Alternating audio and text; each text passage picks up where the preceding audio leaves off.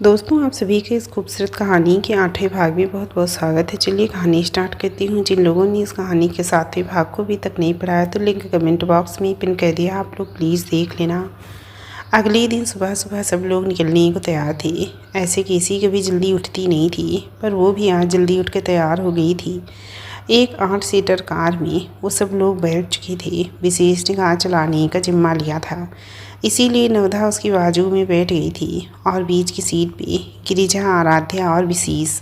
बची हुई आखिरी की सीट्स पर केसी और रुद्र को बैठना पड़ा। इस वक्त तो केसी खामोशी से पीछे बैठ गई थी। अब वो लोग बड़ों का आशीर्वाद लेकर जल्दी ही वहाँ से रवाना हो गए। रास्ता कटे जा रहा था, सब लोग हंसी मजाक में लगे हुए थे। रुद्र केसी से बैठा कभी मोबाइल को देखता, कभी बाहर के रास्तों को, पर वो सिर्फ आराध्या को देखने से बच रहा था, जो कि गिरिजा के साथ विशेष को अपने बचपन के दिनों की बातें बता रही थी। पर पहली बार वो ऐसी बातें बताने से बच रही थी जिसमें रुद्र का जिक्र बहुत ज़्यादा हो। और रुद्र का जिक्र आने पर या तो बात बदल देती या उसकी बात वाला सेगमेंट हटा के आगे का किस्सा सुना देती और रुद्र उस किस्से की यादों में खो जाता। केसी जानबूझकर विशेष के पीछे वाली सीट की तरफ बैठी थी और हाथ से उसकी सीट को पकड़ी हुई थी, और वो भी बीच बीच में जानबूझकर कोई बात करके विशेष का ध्यान अपनी ओर खींचने की कोशिश कर रही थी।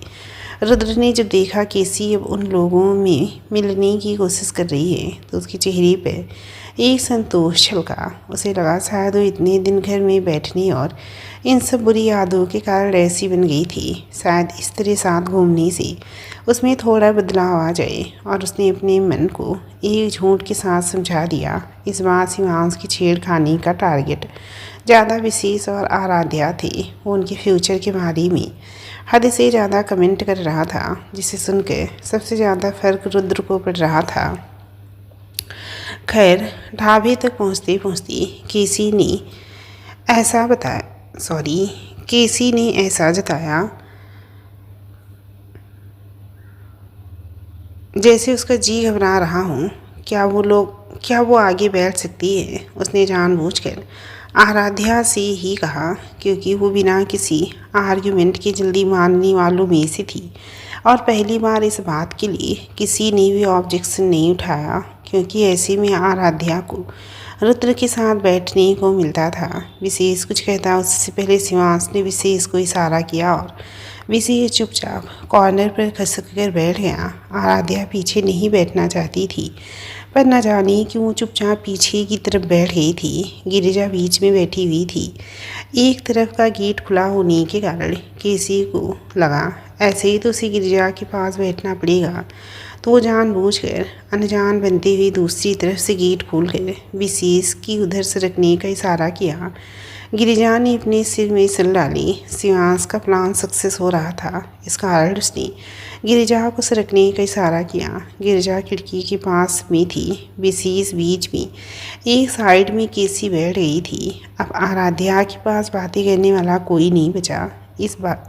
इस कारण बैक सीट पर सिर टिकाकर आंखें बंद कर ली थी। रुद्र ऊपर से सीरियस था, पर ना जाने क्यों उसके मन में एक अनजानी खुशी महसूस होने लगी थी। वो इतनी देर से जिस चीज़ से बच रहा था अब वो करने लगा था। वो आराध्या को चोर नज़रों से देखने लगा था। केसी ने अब अमेरिका की बातें बतानी शुरू कर दी, जिसमें विशेष हद से ज़्यादा इंटरेस्ट ले रहा था और वहाँ की लाइफ को आइडियल लाइफ बता रहा था। गिरिजा उन दोनों से अब काफ़ी चिढ़ चुकी थी। इस पर जब विशेष ने लिव इन रिलेशन को सपोर्ट किया तो गिरिजा ने बिना कुछ सोचे समझे बोल पड़ी, भाभी, आपके भैया को इंडिया की एक भी लड़की से शादी नहीं करनी चाहिए, ऐसे में तो वो उसकी ज़िंदगी बर्बाद कर देंगे। नवधा कुछ नहीं बोली, पर रुद्र को भी विशेष की बातें सुन थोड़ा सा गुस्सा आने लगा था। वो अपनी बहन का सपोर्ट लेकर बोला, तुम्हें जब ऐसे रिश्ते पसंद हैं तो शादी क्यों कर रहे हो? जाकर किसी ऐसी लड़की को ढूंढ लो। ऐसी लड़की को ढूंढ क्यों नहीं लेते जो तुम्हारे साथ ऐसे ही रह जाए? विशेष ने उसे आँख मारी। भाई, मेरे पेरेंट्स के कारण पर तुम्हें पता है मैंने भी इसके एवज में उनसे मेरी शादी एकदम शाही करवाने की बात की है। ऐसे तो तुम अपने लाइफ पार्टनर को धोखा दे रहे हो। किसने कहा? मैंने ऐसा तो नहीं कहा। मैं शादी के बाद मेरी लाइफ पार्टनर को छोड़ दूंगा। हम इंडिया में रहते हैं मेरे दोस्त, अमेरिका में नहीं। माना मैं वहाँ के ख्यालों को सपोर्ट करता हूँ, पर यहाँ रहना है तो थोड़ा बहुत इंडिया के कायदे में ही रहना पड़ेगा ना, नहीं तो तुम्हारे जैसे जायदाद से बेदखल हो जाऊँगा ना। अब नवदा ने बीच में टोक दिया था। अब ये टॉपिक बंद करो। भैया और रुद्र चाहे जैसे जो भैया और रुद्र भैया चाहे जो भी हों, हम लोग अभी इंडिया में हैं और कुल देवी के दर्शन के लिए जा रहे हैं, तो अपने संस्कारों को ध्यान में रख लो और ऐसी बातें करनी ना तो भगवान की भजन कर लो, वो ज़्यादा बेहतर रहेगा। और रुद्र भैया, आप किस बात की बहस कर रहे हो? आपने भी तो आपके भैया को पता नहीं कैसे सरप्राइज़ देने की बात की थी कि आज तक ये मुझसे जिक्र भी नहीं कहते हैं। अब रुद्र की बोलती बंद हो गई थी और आराध्या के चेहरे पे अनजाने में ही एक मुस्कुराहट आ गई थी, जिसे देख रुद्र फिर से उसमें खोस आ गया था। विशेष ने दिमाग में सर डाल कर अपनी बहन को देखकर पूछा, कैसा सरप्राइज़? और पहली बार आराध्या फिर से बोली, टॉपिक क्लोज कर दी। और सच में अब देवी का मंदिर आने वाला है तो उधर ध्यान लगा दी और सब शांत हो गए। रुद्र को आराध्या का बीच में बोलना अच्छा लगा, पर उसे ऐसा लगा जैसे उसका तरीका उसने जान लिया था। पर कैसे? आराध्या ने उस दिन खिड़की की आड़ से सब सुन लिया था, पर किसी को शर्मिंदा ना होना पड़े उस कारण वो खामोश रही और अनजान बनने का नाटक करने लगी थी। सभी थोड़ी देर के लिए शांत हो गए थे। तय समय पर वो लोग मंदिर पहुंच गए थे। शिवांश नवधा ने सबसे पहले हाथ जोड़कर दर्शन किए और माता को चुनरी चढ़ा दी थी। उसके बाद बाकी पांचों भी एक लाइन में खड़े थे, जिसमें सबसे पहले विशेष और आराध्या एक जोड़ी से खड़ी हुई थी और गिरिजा आराध्या के पास में थी। बाद में रुद्र और केसी अंदर आए, पर केसी जानबूझकर विशेष के पास खड़ी हो गई और अनजाने में रुद्र गिरिजा के पास खड़ा हो गया। पर गिरिजा मौका दे आराध्या और रुद्र के बीच में से थोड़ा पीछे सरक गई थी। सब लोगों ने देवी से अपनी अपनी मन्नतें और आशीर्वाद मांगे थे और बाहर की तरफ निकल पड़ी।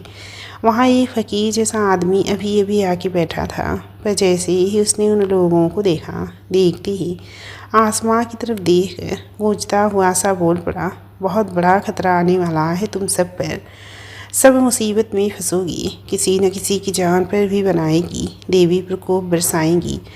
पर इसमें भी कुछ बड़ा सार छुपा हुआ है। सबके भाग्य बदलने वाले हैं। आराध्या, नवधा और गिरिजा तीनों उसके पास रुक गई। नवधा ने पूछा, बाबा आप ऐसा क्यों कह रहे हैं? क्या होने वाला है? वो बाबा अपने हाथ की छोटी सी लकड़ी उसे दिखाकर पागलों सा चिल्लाया, तुम्हारे साथ बुरा होगा। आने वाले दिनों में तुम रोने वाली हो, बहुत रोने वाली हो। शिवांश जाते जाते रुक गया और उसे धक्का देकर बोला, आगे जाओ बाबा। नवधा इन लोगों का काम होता है, पहले डरा देते हैं और फिर उसका हल निकालने के लिए पैसे मांगते हैं। ऐसे लोगों पर कम से कम यकीन करो तो अच्छा है।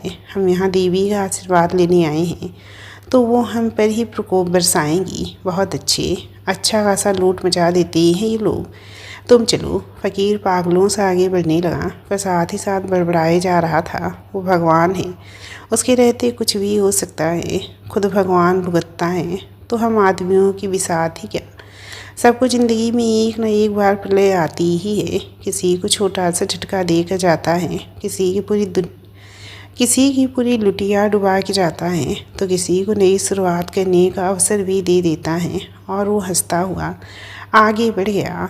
नवधा का दिल बेचैन हो उठा। शिवांश ने उसे समझाया, तुम बेमतलब चिंता कर रही हो, ऐसा कुछ नहीं होगा। आराध्या ने इस बार नवधा का साथ दिया था। भैया अगर उस फ़कीर ने बोला है तो कुछ सोच कर ही बोला होगा। उसे पैसे मांगनी होती तो पैसे का जिक्र करता, ना कि अच्छा या बुरा होने की भविष्यवाणी। इस बार विशेष ने भी टोक दिया, तुम लड़कियों को डराना बहुत आसान होता है। जैसे ही किसी ने थोड़ा सा भविष्य का जिक्र कर दिया, उसके बारे में ही सोचने बैठ जाती हूँ। बस जल्दी से किसी बात पे भी विश्वास कर लेती हूँ। केसी ने अचानक से उसकी बात काट दी। You are wrong, I am not believe in this nonsense talk. ये सब इडियट लोग सोचते हैं, ऐसा कुछ नहीं होता। केसी जहाँ शिवांश और विशेष की भाषा बोल रही थी, वहीं पर रुद्र भी इस मामले में थोड़ा सा सोच में पड़ गया था। सच में उन सबकी ज़िंदगी में हादसे भी तो हो रहे थे, कभी छोटे कभी बड़ी। ये समय हर किसी को दुख ही देकर जा रहा था। वो धीमे से बोल पड़ा, पता नहीं मैं इन बातों को मानता हूँ या नहीं, पर इस बाबा की बातों को सुनकर मुझे ऐसा लगता है हमें थोड़ा सा संभल कर रहना चाहिए। आखिर हादसे तो हो ही रहे हैं। विशेष ने उसे फिर से ताना मार दिया, तो उन हादसों का कहीं न कहीं जिम्मेदार कौन है?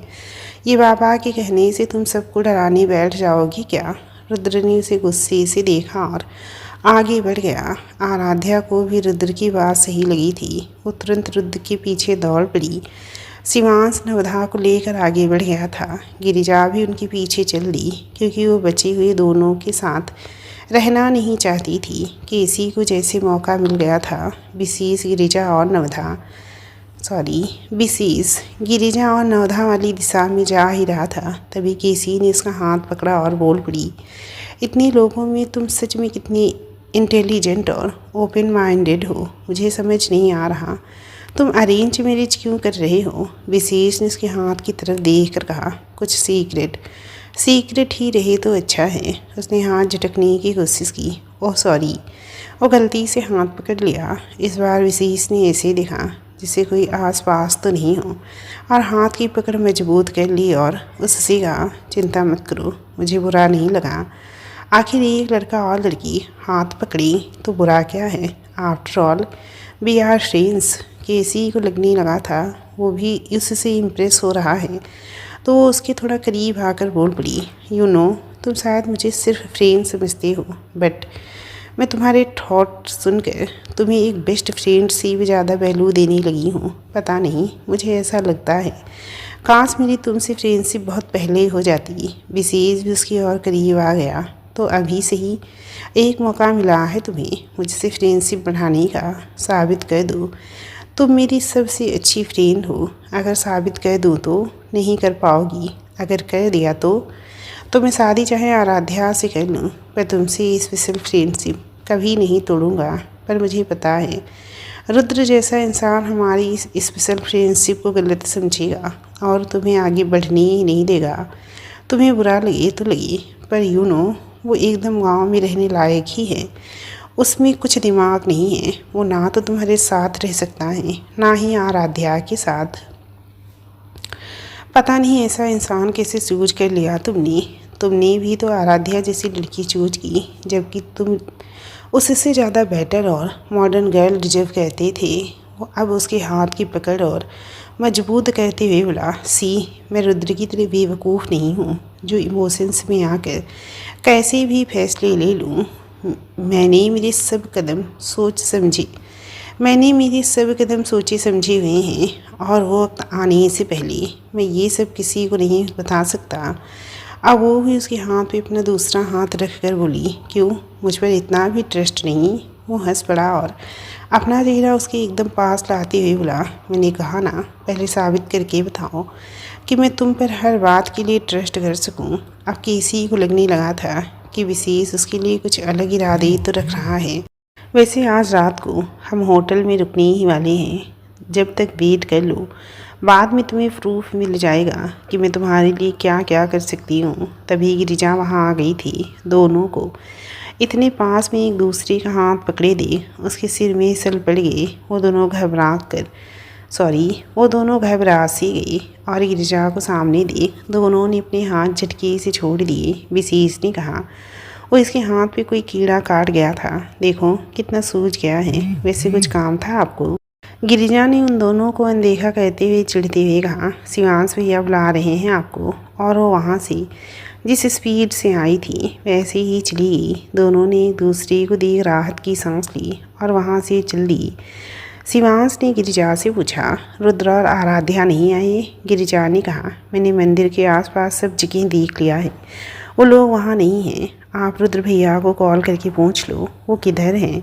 नवधा ने घबराहट में कहा, कहीं हम सब लोग साथ में ही रहें तो ज़्यादा अच्छा है, और मेरे हिसाब से हमें आगे घूमने का प्रोग्राम कैंसिल कर सीधा घर चलते हैं, वो ज़्यादा सेफ रहेगा। उसकी ये बात सुन शिवांश, विशेष केसी तीनों के चेहरे उतर गए। गिरिजा ने भी नवधा का सपोर्ट करते हुए कहा, हाँ भैया, वैसे भी मुझे ये ट्रिप टेंशन वाली ज़्यादा लग रही है। और उसने विशेष और केसी को घूरा जो अभी भी आस पास में खड़े थे। शिवांश ने उन दोनों को थोड़ा ऊंची आवाज़ में उत्तर दिया, यार देखो, उस बाबा की बातों से डर कर बैठने की ज़रूरत नहीं है। उसके कारण हम अपना प्रोग्राम कैंसिल कर दें और नवधा फिर से ही शिकायत करती रहती है। मैं मेरी ड्यूटी छोड़ता नहीं, अभी घूम लो, फिर एक बार फिर से ड्यूटी पे जाने लगूँगा तो और महीनों की छुट्टी नसीब नहीं होगी।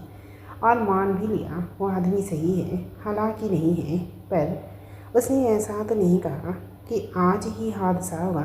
यार, अगर रोनी होनी होती है तो कहीं भी हो जाती है, घर बैठे बिठाए मुसीबत आ जाती है। ऐसे में घूमना कैंसिल करना सबसे बड़ी बेवकूफ़ी है। विशेष ने भी उसकी बात पे जोर दिया, बिल्कुल जीजा जी, अरे देखो देखो ना, घर बैठे बैठे ही वो डांस की बिल्डिंग जलकर खाक हो गई और हम लोग कुछ ना कर सके।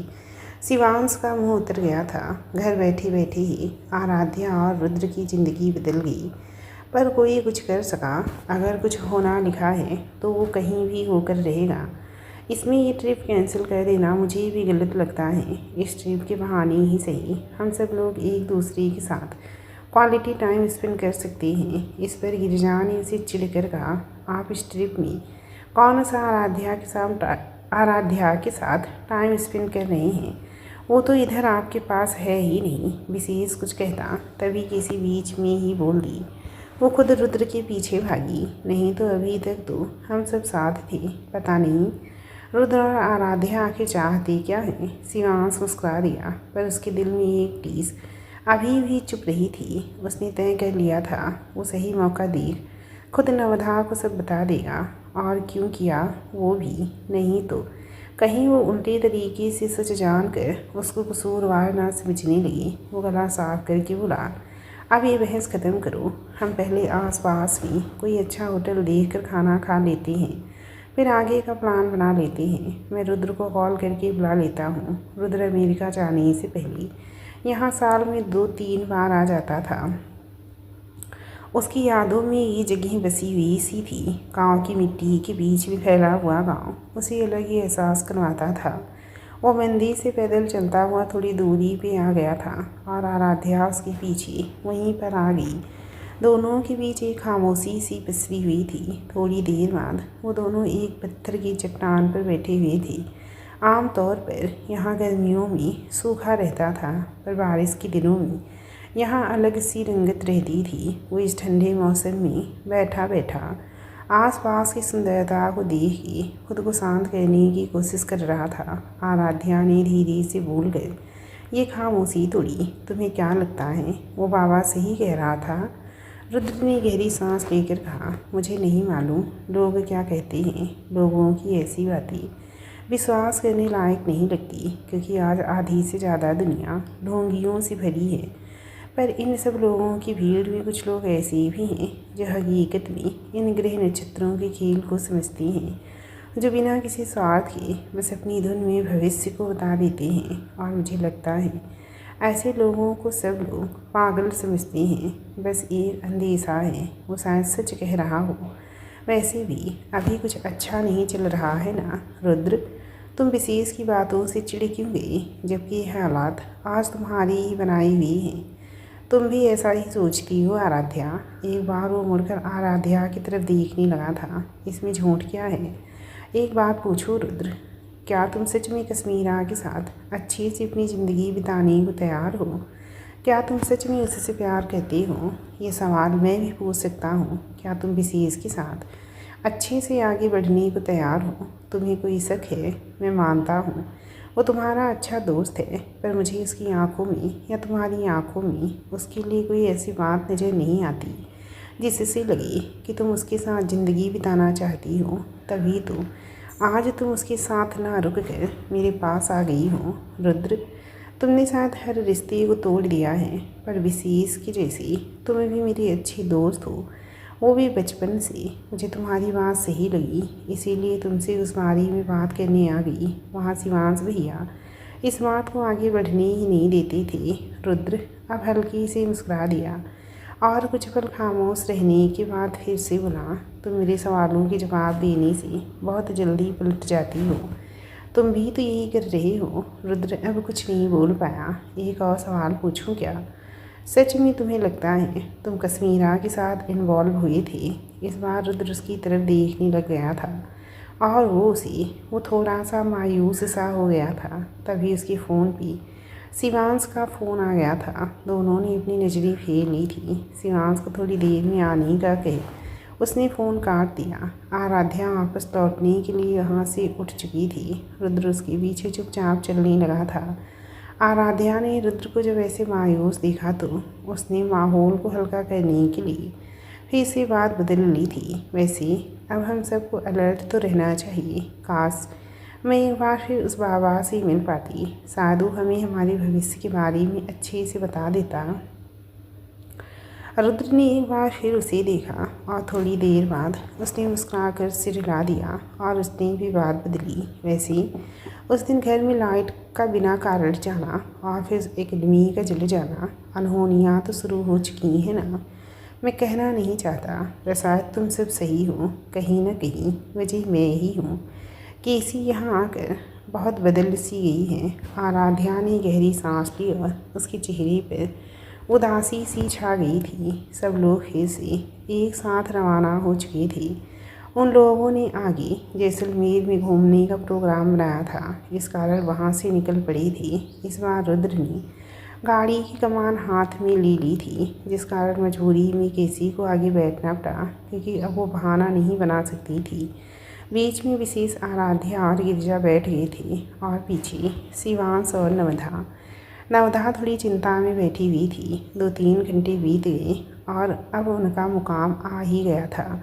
उन्होंने होटल में अपनी बुकिंग करवाई और पहले फ्रेश होकर खाना खाकर फिर से उस जगह पे घूमने निकल पड़ी। कुछ देर ग्रुप में घूमने के बाद केसी विशेष जानबूझ के धीरे धीरे चलने लगी थी और थोड़ी ही देर में वो बाकी लोगों की नज़रों से ओझल हो गए थे।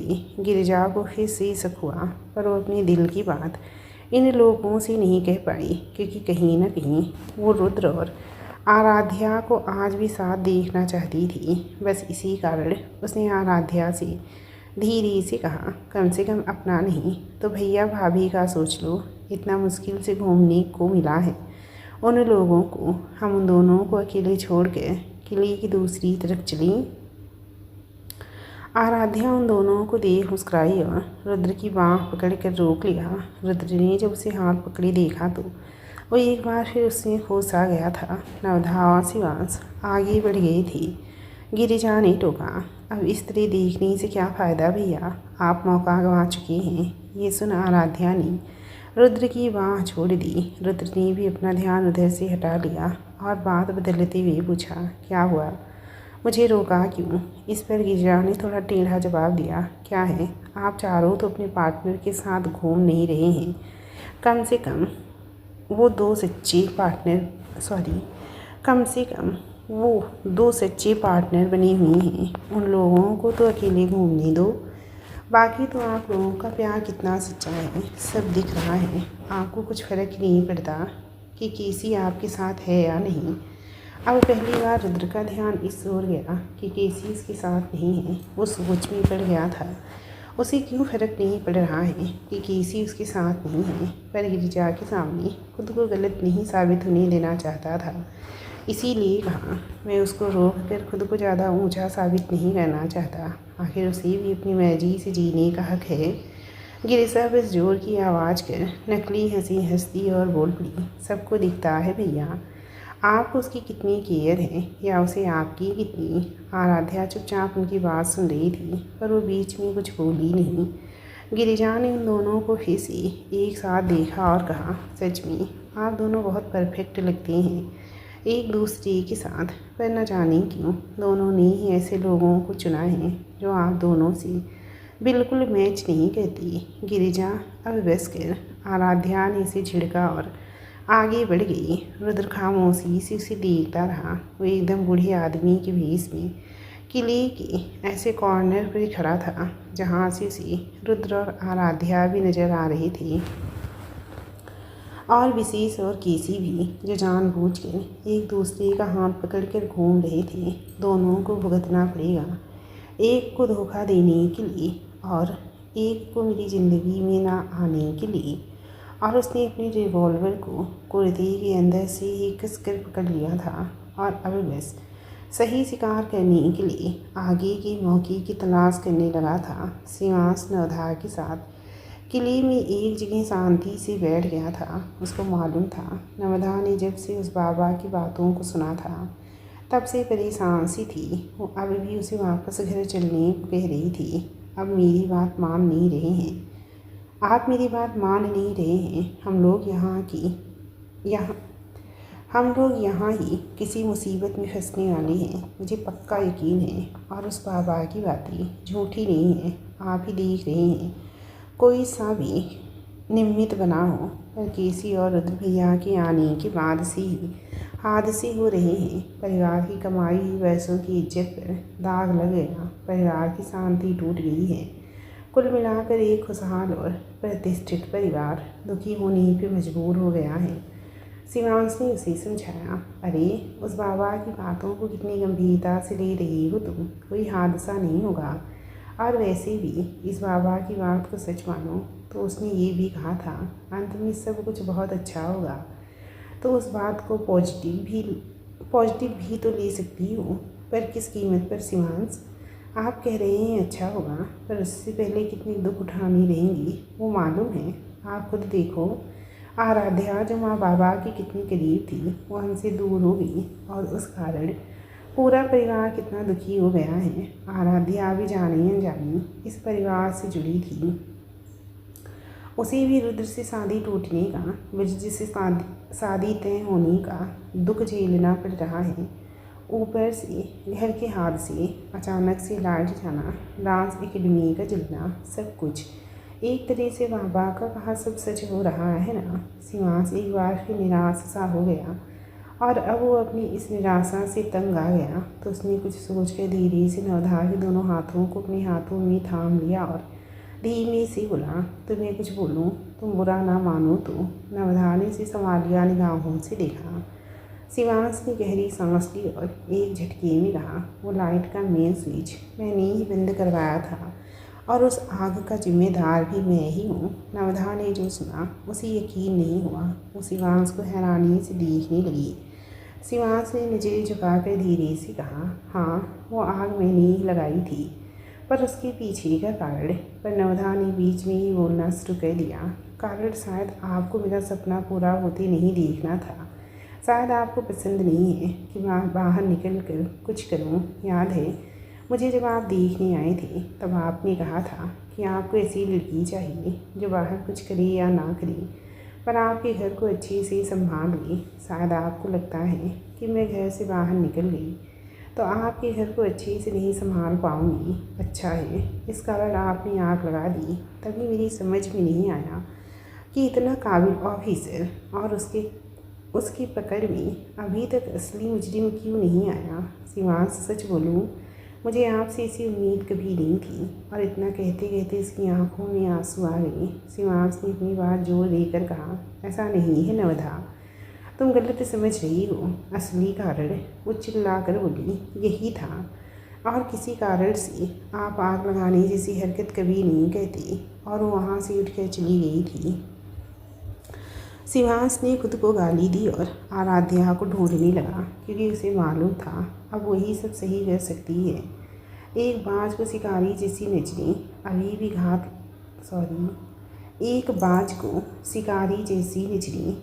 घात लगाए बैठी थी, और उसे शिकार को अपने जाल में झपटने के लिए एक मौका मिल चुका था। उसकी मुस्कुराहट पूरी तरह से खिल गई थी।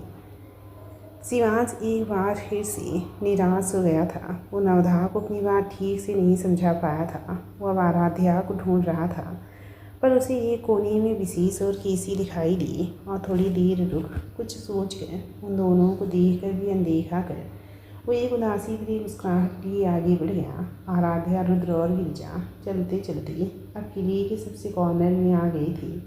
वहाँ हरियाली और किले की कुछ पत्थरों की दीवारों के अलावा पानी का एक छोटा सा तालाब बना हुआ था। वहाँ भीड़ बहुत कम थी, पर वहाँ से पूरा किला भी दिखाई दे रहा था। वो लोग वहीं तालाब में पानी में पैर डालकर बैठ गए थे। तो रुद्र, अब तुम फिर से अमेरिका सेट हो जाओगी? यहाँ रुककर भी मैं किसी को सी दे रहा हूँ। क्या तुम अपने परिवार को हमेशा के लिए छोड़ कर रह पाओगी? यहाँ रहकर भी तुम कुछ कर नहीं सकती। मेरे पास यहाँ रुकने का कोई स्कोप नहीं है, और फिर पूरी जायदाद भी अब तुम्हारे पास आ गई है। और वो हंस पड़ा।